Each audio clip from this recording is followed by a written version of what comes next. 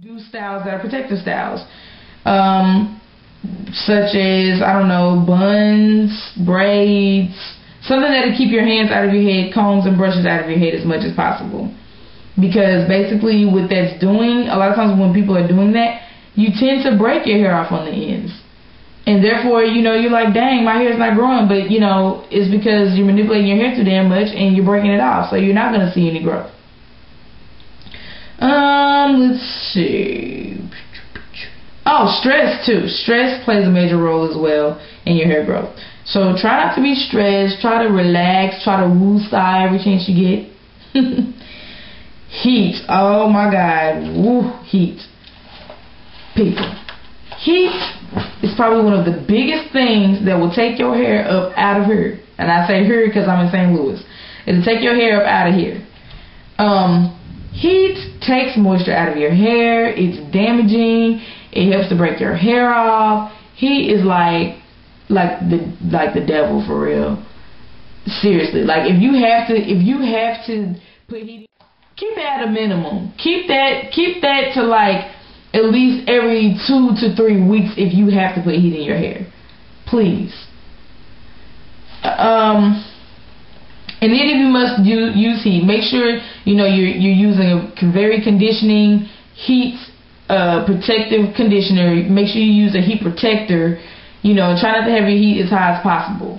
Those are some precautions that you can take. Now, heat protector doesn't necessarily like protect your hair from the heat per se. It does, but basically it just helps to slow the damage of your hair, because eventually too much heat is going to damage your hair regardless. You can put on as much heat protector as you want to, but over time it's just going to damage your hair. But what heat protector does is it just helps for that process to be a little slower. I'm just telling the ugly truth about it. Sorry. Hey, talk smack, leave me a comment if you like. I'm just keeping it real.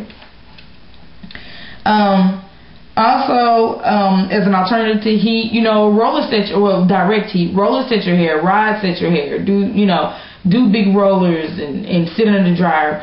And even throughout, like, you can even buy you the really big sponge rolls with the satin around them, and just take big sections of your hair, roll it up, and then when you wake up in the morning, just brush it out, wrap it around your head, and get ready for work, and then take your hair down and comb it down, you know, before you leave. That'll help also. That'll still put like a nice bend into your hair without the heat. Yeah, I already said protective styles, braids, buns, sew-ins, all that good stuff. Those are all good protective methods to keep heat out of your hair, yeah, and to protect your ends. That's basically what a protective style is. A protective style, a protective style basically protects the ends of your hair, because that's where the most breakage occurs. The ends, you want to clip your ends every 6 to 8 weeks, depending upon how much wear and tear you're putting onto your hair. But the first thing is, if you go into somewhere and they're telling you how much they need to cut off, let them cut that off, because it doesn't matter if you go in and get your ends clipped and they don't cut all of your split ends. What was the point of them cutting it? Because I've had clients that be like, I'll show them what needs to be cut, be like, oh no, don't cut but like this much. I mean, I could cut that, but I just basically made your split ends shorter. You want to get rid of all of the split ends. That is the only cure for split ends, is to cut it. It's called trichoptilosis. Look it up. What is the only treatment for trichoptilosis? Clip them off. Get rid of them. Once all of your ends are gone, I call it dusting. I've heard of it referred to as dusting. But once all of your dead ends are gone, every 6 to 8 weeks, you want to dust your ends. And when I say that, I mean like take off like, I don't even know how big that is. Like probably the smallest little piece of hair, probably what you probably wanted to cut off the first time when you got the ends clipped. That's what I mean as far as to your hair. You won't have to worry about having to cut off so much hair in the end. Get it? Got it. So, and don't let, like, if your hair is not bad, if your ends are not bad, don't let someone cut off a whole inch or half an inch of hair every time you go in, because if the average growth rate is a half an inch a month and somebody's cutting off a half an inch every 6 to 8 weeks, you're not really seeing growth. You know what I mean? So therefore, if you get it all clipped the right way, the first time you take care of your hair, when you go back in there, you won't have to cut that much. Just a teeny like bit, just to dust it. Just keep the ends nice, you know. And when your ends are nice, then therefore they're not split, so they're not tangling and wrapping around each other, and when you're combing, you're not breaking it off. You know, when your ends are straight, they're real nice. and straight. So when you comb, it just slides through the comb. That's what you want. You want that. Let me do this little recap real quick. You want to keep your ends taken care of. You want to keep your hair moisturized. You want to stay away from mineral oil, petroleum, and alcohol. You want to try to use as many natural hair products as possible, and that's for natural hair and relaxed hair. That and that too. Let me talk about this. The relaxed people, African American hair is already dry by nature. Like, our hair is already dry. So when you go and you throw in a relaxer on top of it, that's also taking out further moisture that you kind of didn't already have. It's already just taking more out of your hair that doesn't need to be taken out. So it's really, really big that, especially with a relaxer, that you try to keep your hair as moisturized as possible. I know everybody wants they bounce and they, you know what I'm saying, that little body or whatever. You know, everybody wants that. But there's ways to moisturize your hair and not weigh it down. And what's actually weighing your hair down is like that grease and all that other mess. You don't need all of that. You just get you some natural products, something to put in your hair while it's damp, and then something light to put on your hair when it's dry. I like this. This is the Silk Essentials by Design Essentials. I like that. BioSilk has an oil pretty much like this too. And I like it because it creates good slippage. It gives you lightweight moisture, which is something that, everybody would like to have. Lightweight moisture. You don't want anything like really heavy holding your hair down or whatever.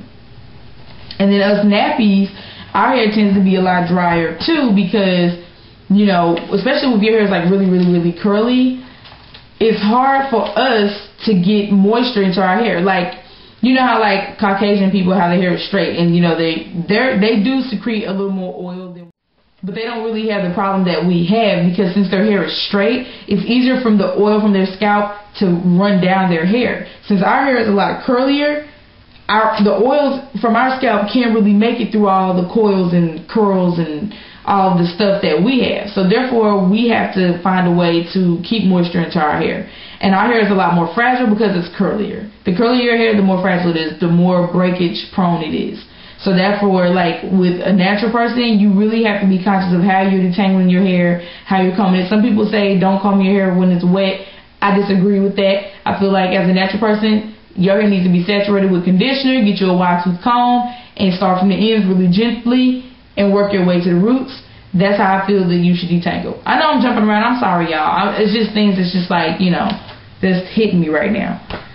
And as far as, like I said, I really think the key, to maintaining hair length is moisture. Yeah, it's moisture, because you have to think of your hair like a branch.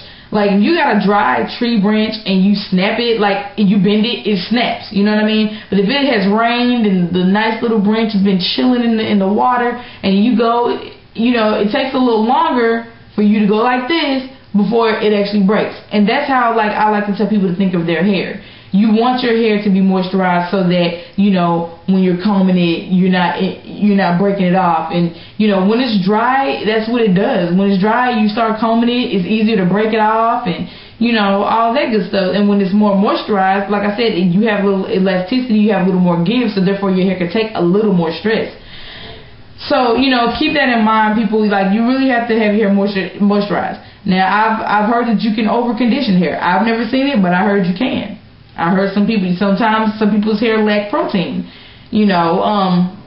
Like if your hair is like really mushy and, over processed, more than likely your keratin, has been not removed, but you have less keratin. The fibers of your hair are a lot weaker, so therefore you will need more protein put into your hair. But as far as like, natural people, like, you need moisture. And also relaxed people as well, you need moisture, because that relaxer just takes out the moisture. Just like with hair color. Hair color, that takes melanin from you, like especially when you're lifting hair color, it's taking melanin out of your hair, and that's nutrients that your hair needs. And if you don't have that, then your hair is a lot drier, because a lot of people say, oh, I got color and my hair broke off and all this other mess. So therefore, like, even with color, you gotta keep your hair moisturized. So I really think that the key to healthy hair is moisture. Keeping, as much heat off of your hair as possible, not manipulating your hair as much, because